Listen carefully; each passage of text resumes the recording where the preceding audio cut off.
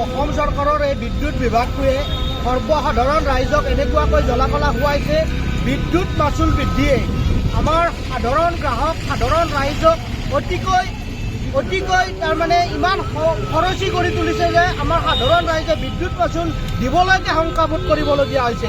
যিখন চৰকাৰে এটা সময়ত কৈছিলে ঘৰে ঘৰে বিদ্যুৎ যোগান ধৰা হ'ব, যিখন চৰকাৰে বিদ্যুৎ মাচুল হ্ৰাস কৰা হ'ব বুলি দম্ভালি মাৰি কৈছিল, সেইখন চৰকাৰৰ দিনত অত্যাৱশ্যকীয় বিদ্যুৎ মাচুল বৃদ্ধিয়ে সৰ্বসাধাৰণ ৰাইজক এনেকৈ জুৰুলা কৰিছে, অতিকৈ দুৰ্ভাগ্যজনক।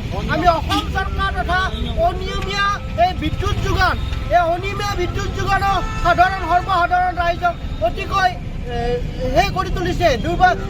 বিদ্যুৎ বিভাগটো ইমানেই ব্যৰ্থ বিভাগ, এটা অসমৰ এটা ব্যৰ্থ বিভাগ, অসম চৰকাৰৰ এটা ব্যৰ্থ বিভাগ। বিদ্যুৎ মন্ত্ৰীগৰাকীয়ে এই ক্ষেত্ৰত কোনো ধৰণৰ পদক্ষেপ নোলোৱাটো অতিকৈ দুৰ্ভাগ্যজনক। আমি অসম চৰকাৰক পুনৰবাৰ সকীয়াই দিব বিচাৰিছোঁ, সৰ্বসাধাৰণ ৰাইজক অতিৰিক্ত বিদ্যুৎ যোগান ধৰক আৰু এই যি বিদ্যুৎ মাচুল বৃদ্ধি কৰা হৈছে সেই বিদ্যুৎ মাচুল হ্ৰাস কৰি সৰ্বসাধাৰণ ৰাইজক সকাহ প্ৰদান কৰক।